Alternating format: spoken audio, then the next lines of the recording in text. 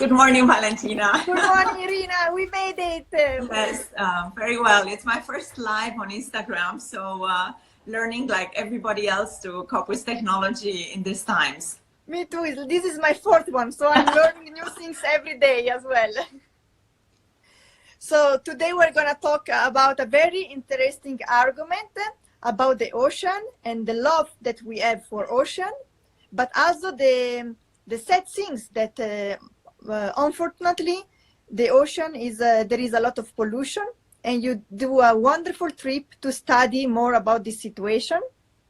We love ocean, and we're both wearing a turquoise, the color of the No, we didn't speak before. That was not a setup. It's just happened that way. So I'm gonna start to tell how I met Irina. Actually, I met Irina only through Instagram. So we never met Instagram. Thank you. This is the positive things about technology. Some people say that, oh, it's very bad, but if you use it in a good way, technology and social network are very good. I was at the end of January, I was looking on the story, every day, every night before to go to sleep, I just checked Instagram. And then I found the page of Irina, Ocean Amazon. And I saw that on the 2nd of February, she will start to go on a wonderful trip, expedition, aboard a sailing boat and study the situation of the ocean, especially for the microplastic pollution. And you went from Galapagos Island until Easter Island. You start the trip on the 2nd of February for 5 weeks. So it's a very, very long experience in the other side of the world. And how was it, Irina? It was an extraordinary voyage with a lot of challenges as well. It taught me a lot of things, first of all, about myself, and also learning very important lessons that, especially in today's world where we are all confined at homes, lessons that serve me well about managing resources, about collaboration, and how to position yourself towards an invisible enemy, which in our case altogether is the virus. But what took us on that expedition is the microplastics that, I will be happy to share a bit more about my trip. So you start this experience, and how was the motivation that pushed you to go to this mission? My love for the ocean started a very long time ago. I grew up in Romania, and as a little girl, during communist time, we didn't have too much entertainment. But one thing that was extraordinary was on Sunday mornings watching Jacques Cousteau's documentaries about the underwater world. And this helped me to dream that one day I will get to sail, I will get to navigate and to diving.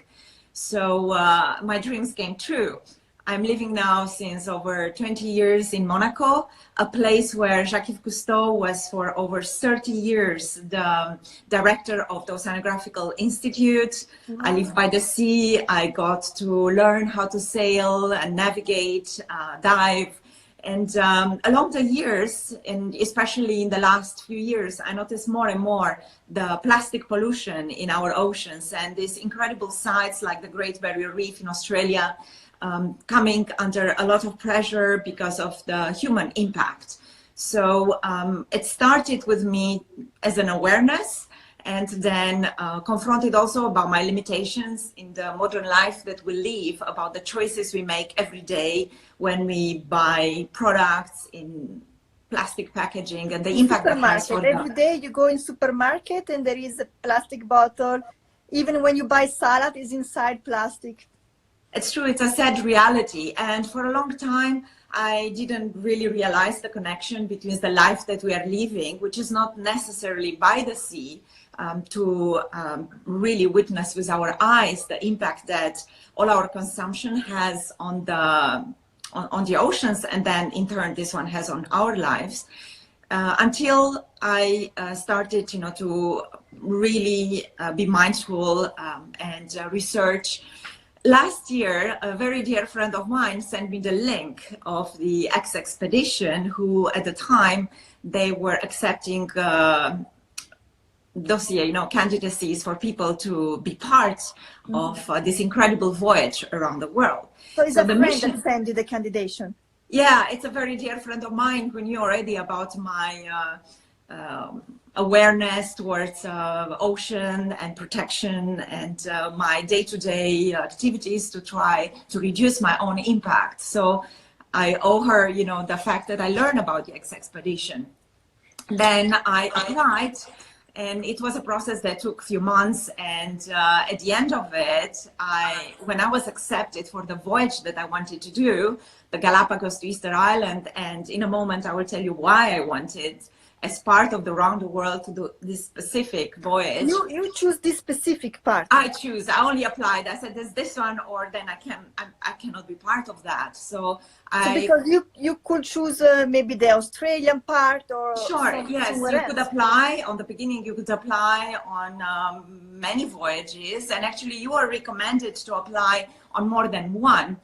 So in case that the voyage that you initially wanted for, it was not possible because there were too many people already, then you would be advised to join another one. So I had a little bit of a poker hand there. I said, all or nothing. I really wanted that, and I will tell you afterwards why. So I was accepted, and when I received the letter from the founder, from Miss Emily Penn, a very dedicated activist and navigator herself, I learned that there were over 10,000 candidates that applied from all over the world to be part of this trip.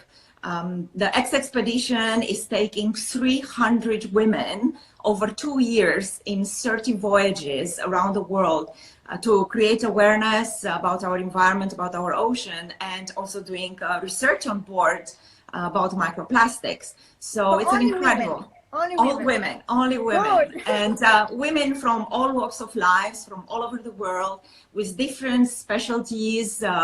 They can be artists, they can be entrepreneurs like myself, they can be real activists, fashion brand creators, and really a big diversity. There is the possibility that a woman don't know anything about sailing or about navigation. Yes, indeed. I mean, some of the applicants didn't have any prior experience, and I think the mission of the X expedition was to encourage all women that once they've seen with their own eyes and be part of these incredible trips, to be able to go back into their community and really make a difference, become agents of change in showing the connection we have that is not evident in our day-to-day life, our connection to the ocean, that everything we consume one day or another, maybe a day distant in the future, it might reach the ocean and then impact our lives, the marine life and our health. So that was the mission. And I spent most of last year preparing for the voyage.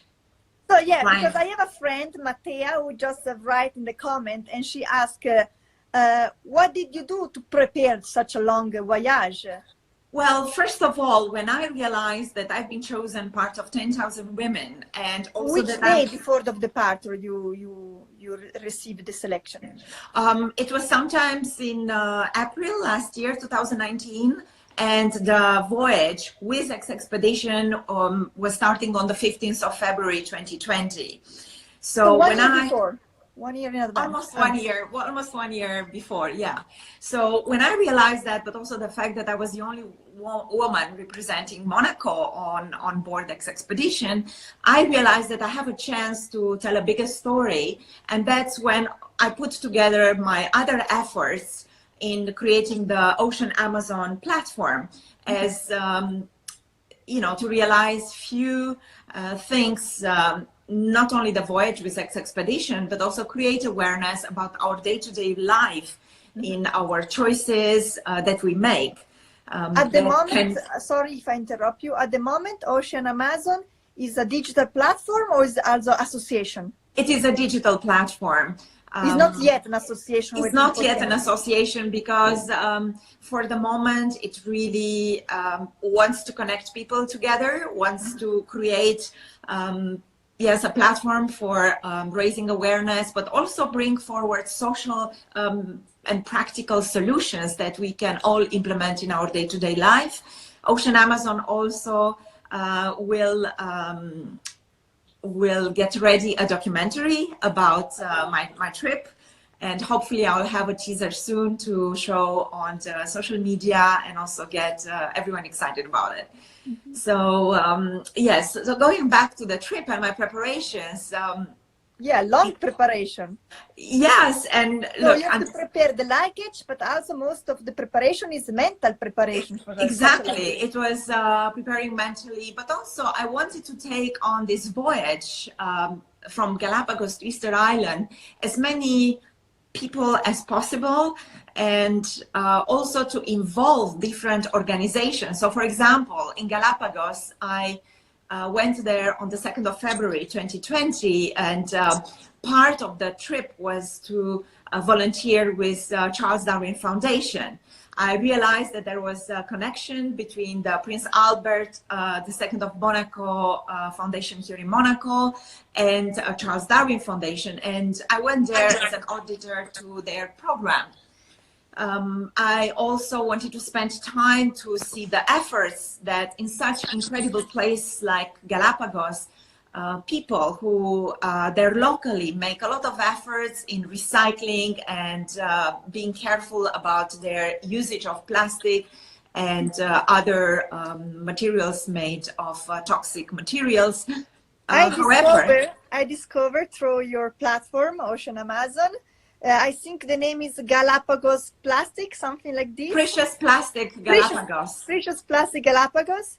And they recycle bottles or many things, not only bottles.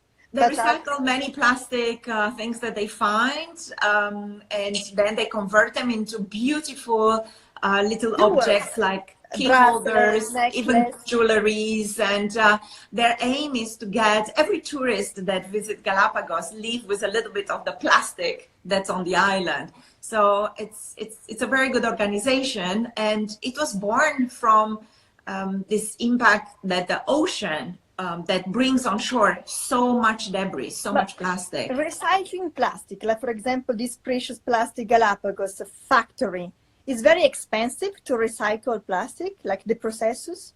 It doesn't look that way. When I spoke with the founder, she told me that this is part of a global project called Precious Plastic. So anyone who lives in a remote island can have access to this platform and then buy the kit, which I understand is not excessive, and then implement it, see where is the biggest source of plastic that can be then recycled into these objects. And then it's the creativity of every, let's say, every initiative locally, what they will make with that, and then how do they promote tourists to purchase that. So for me, that was a great initiative, and I wanted to showcases on my platform and show the force that each one of us as individual have in the process. I remember also one image of this page that was showing two shells, one real shell and one plastic shell, and they say to tourists, instead of going back home with a real shell, go with this plastic one, because if not, if every tourist take a real one, then on the beach there will not any more natural shells. It's true, it's a beautiful symbol, and I hope that a lot of people will do that. I have a small token as well, a turtle. For me, I'm using it as a reminder to be mindful in my day-to-day choices back home here, where, like you, I'm confronting a supermarket with poor choices, everything that's being packaged in single-use plastic, and that token reminds me, be careful. Do you have another option there? Can you buy something that is not packaged? And then remind me also to recycle every day. We just joined us, a friend of mine from Paris, Eric Lamy, is a great video maker, videographer. And I don't remember when, but some years ago, he did an expedition in Antarctica. So it's very interesting also That's for exciting. him. Great. So we are attracting more ocean lovers on our interview. So yeah, let's before to start the explanation of the trip, the preparation and the luggage and all the mental preparation before. How did you prepare yourself? Well, you can also see on my Instagram page on the Ocean Amazon profile, there is one post just before I left in which I laid out all the things that I was going to take with me on the 5-week trip. And it's not much because on the boat we were specifically told to have a very small luggage because the space was very scarce. So each one individual space had to be, you know, almost very careful. Handbag only, no? Handbag. Almost, yeah. It was a duffel bag, not that much, and really have only the essential things like a couple of T-shirts, of course, the camera and my underwater camera GoPro. Then I had also a bit for every kind of weather, wind jacket, rain, and few you know, product ecologically and marine friendly, you know, for in the night it could be chilly, the weather could be in the evening, yes, and of course because of the wind, sometimes, yeah, it will feel even colder than it really was. The first part of the voyage on the boat, it was very hot actually, so I didn't foresee for that, and we were all like super hot on the boat. And as we were then navigating towards Easter Island, we found colder currents and winds. Then, yeah, the stuff that I brought with me was useful to wear in the night. Somebody, Luki, asked if you did some diving experience. I know that you did. And how many diving experience you did during this trip? Yes, well, this was not part of the expedition voyage. It was part of my larger Ocean Amazon voyage of the 5 weeks that I spent in Galapagos, the Easter Island, including, you know, the trip. So the diving was something extra that you did by yourself? Of course, yes, that was extra. I had a chance to dive in Galapagos, but unfortunately not that much because I had a bit of a cold before I left to the trip, and then I was not able to compensate, so I waited until the last few days before going on the boat to be able to dive. And I was told by the divers that used to dive there for decades, you know, for 10, 15 years, that the conditions in Galapagos now deteriorated, that the visibility is much poorer, that you see much less marine life than it used to be. So the coral reef is destroyed or still alive? No, the coral still looked very much alive. It's more the marine life that got affected. So we didn't see as many animals as they said used to be. And that was a little bit sad. Mm-hmm. And then somebody else, Matea, she's asking if everybody can apply to expedition, even they have no background. So I think that there are still some of the legs of the later part that will take place next year that still accept candidacy. So yes, I recommend if you are in for an extraordinary experience to apply. Of course, like a lot of the things that we live nowadays, the expedition voyage had to be interrupted now with you know, in Tahiti, and they plan to restart 1 year later. Oh, 1 year later. Oh, yes. Oh, it's a lot. Yes. And they start again exactly from where they stop it, in the same position? Yes, yes. So, after you came back from Easter Island, they still continues a little bit? Yes, they continue one more leg to Tahiti. So we had you know, the chance to meet some of the girls that then went on to the next leg, and I followed every day, of course, their voyage, and hoping that they will arrive safe, and they did in Tahiti, and then they were all sent to their countries. and some of them are still now in quarantine before being able to see their loved ones.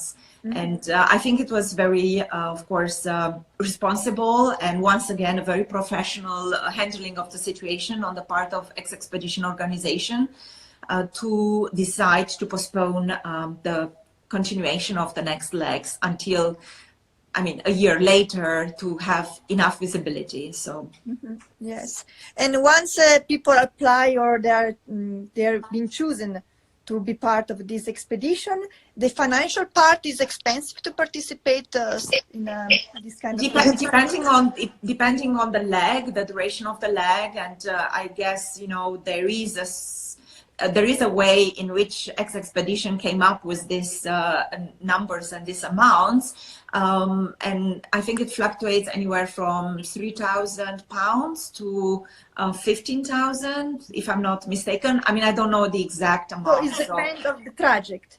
Yes, because some are longer, some were only 4 days, and others like mine, it was 20 days aboard. Wow. And so yes. So people can choose a short traject or longer traject. Absolutely. I mean, you apply, of course, depending on what is still available and for which the organization has open candidacy still. Yeah. Very interesting. Somebody asking, what was your favorite part of the trip?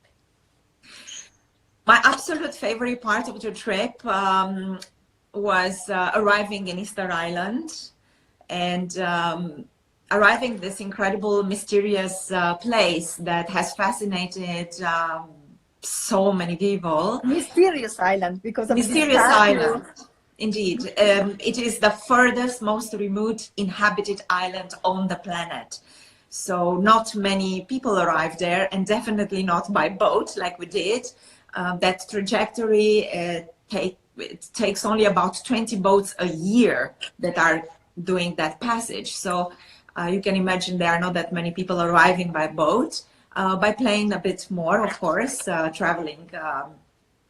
So for me, that was a very emotional moment to see land for the very first time in 20 days. The emotion was vivid, you know, among us, all the girls on board. We were welcomed by a local boat and with indigenous Rapa Nui people.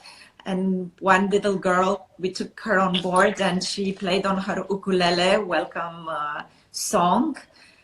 Then once we got on land, again, local people welcomed us, you know, with flowers, and we were invited to have a presentation with all the girls telling about our findings on the microplastic research.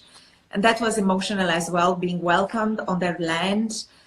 They call the ocean the house, because they live in very close communion with the ocean, and their life depends very much so on the goodness of the ocean through fishing, through the water and its resources. I'm reading one question. Did you write, publish a report or a journal of all the data you collect? So the mission of Expedition is to collect these samples, and well, every time that one of the trips finishes, these samples are being sent to 3 of the most important oceanographical institutes for further research. There's the Hawaii Institute, the Plymouth Institute, and in Georgia as well. Now, our leg, because of its importance, navigating across the South Pacific plastic accumulation gyre, we had as the lead of the mission Dr. Winnie Kearney-Jones, who is a very important expert in the microplastic studies. So having her on board, doing the research with her, accumulating these samples, gave us an insight, like preliminary findings about what is the source of the plastics, and sadly, overwhelmingly, 70 to 80% it's plastics that we are used in food packaging. But much more in-depth analysis will be done in these institutes, and then reports will come regularly. So stay tuned, please follow the X-Expedition page that will provide information in that sense. The And myself... sample, you are taking sample every single day or every week?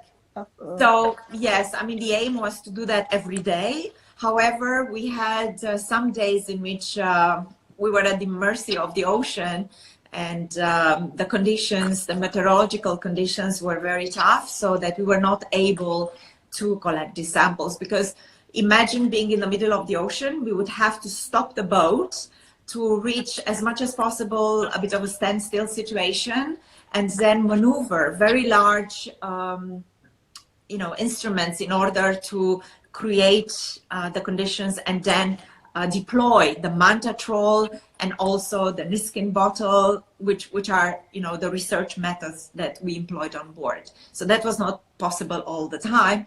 However, we were incredibly lucky to have, right as we were in the gyre, a perfect ocean situation, so we could do this research. And somebody asking, will you do another trip with expedition again? I think that my experience was incredible, and I'm very grateful to the organization and also to myself, to the preparation of this trip. I think it served the purpose that was needed for me in order to be able to tell this story and involve my community. But I'm happy to give the place now to other people, to other women, to have them participate. So I will not apply for another trip, no. Bravo, oh, you're such a good person. Very nice compliment. Thank you. And other question I would like to ask, if I remember, yes, we did a call before to start our live. And you told me that sometimes when you see the ocean, it's very beautiful, blue, and you say, wow, it looks clean. But then, because, sometimes you see a lot of really big plastic pieces, bottles or whatever. But sometimes, help me with my English, the ocean looks so clean, but when you do the sample under the water, then you speak about the microplastic that we don't see with our eyes, like the virus. Absolutely, exactly, yes. For us, was shocking that while we did this research on a beautiful, pristine ocean, and for your followers and the people who are watching us, if they can go on my Instagram page and find the posting I've done while we were doing that research, they will see how incredibly clean the ocean looked. However, as we took the samples and then we looked through the 1 millimeter filters, we discovered this life, the plankton and marine goo, full of little particles of microplastics. This was shocking to see that the problem is so much bigger. It's an invisible killer. Plastic with eyes, or you need a lens? No, we could see a lot of them with the eye, but they are like millimeters, that very tiny. And our perception is that we see all this big plastic pollution, but the problem is much bigger. It is a little bit like the virus that we are confronted now. We don't see it, and though it affects people, makes them sick, some of them die. And microplastics are everywhere in a very small form. They are being eaten by small fish, and then the bigger ones, and then us. It's in the air that we breathe, in the water that we drink. So it is a huge problem.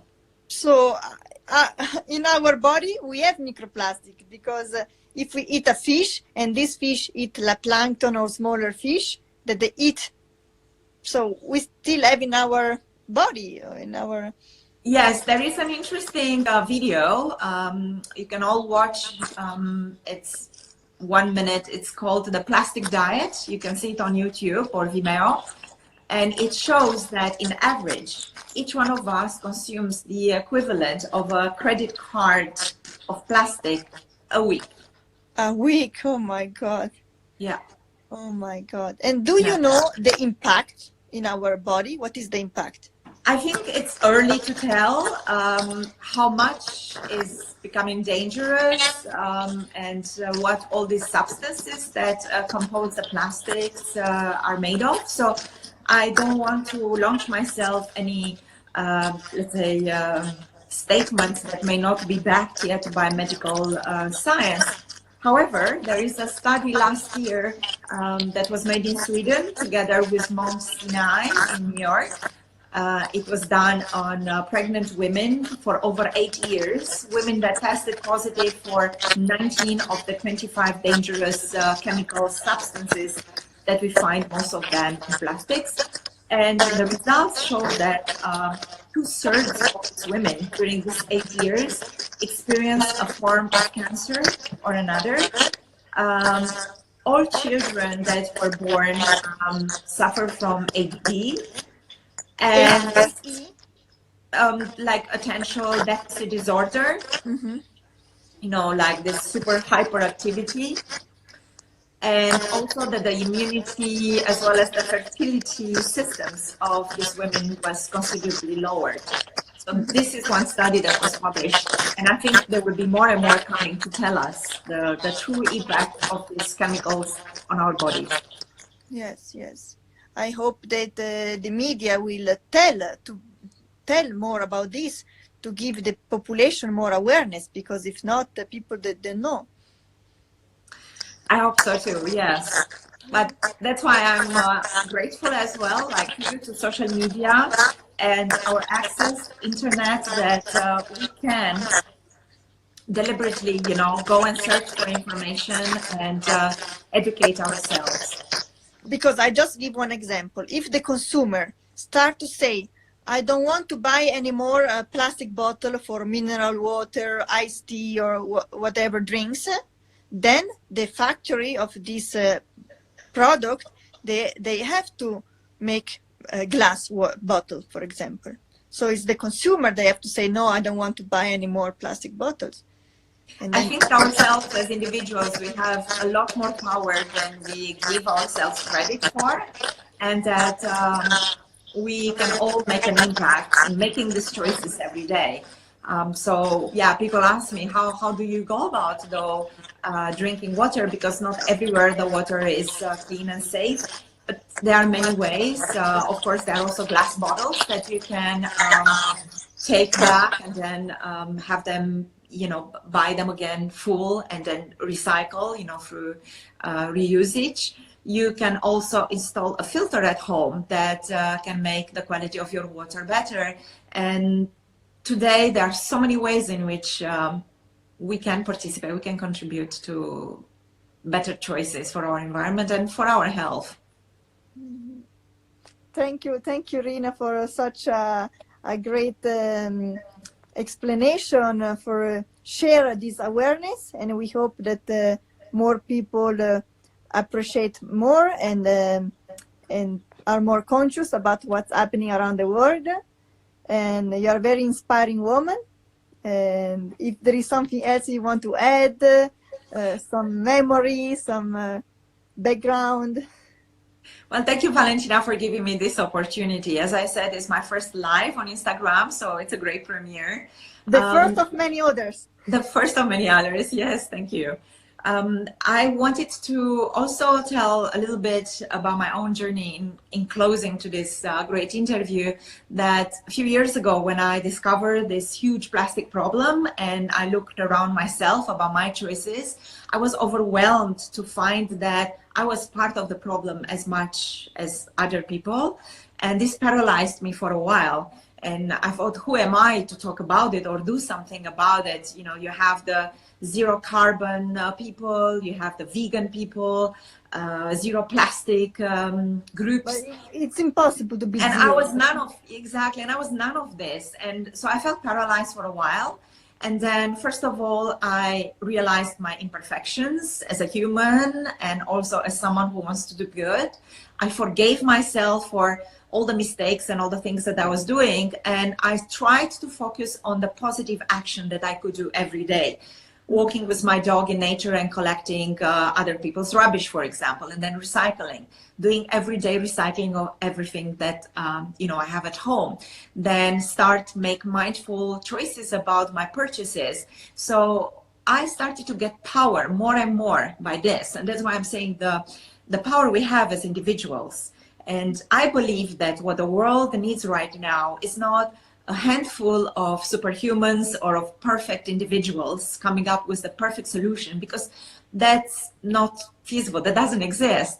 However, we are 7.5 billion imperfect humans and imperfect activists, such as myself, that we can every day do something, a little something that can help the environment. Yes, because a little something, but multiplicate for billions of people, it's a big difference. Yeah, so this is my message to you and to each one of us. Let's try every day, even now in times of confinement, we have more time to educate ourselves and also to make choices to keep ourselves busy. Let's realize the importance that our ocean has in our lives. Every second breath we take comes from the ocean. Thank you, Irina. Thank you for this wonderful message. Make sure to follow the page Ocean Amazon. We're going to repost it again after this live. Thank you. And we're looking forward to see the teaser of your documentary. Thank you very much, Valentina. As Thank soon you all as for ready, watching. you give me a call and we're going to share it. I will. Yeah, absolutely. It's much pleasure. Thank you. Thank you, Irina. Have a wonderful Bye-bye. day. Thank you for your message. Thank you. You too. Bye-bye. Ciao. Bye. Ciao.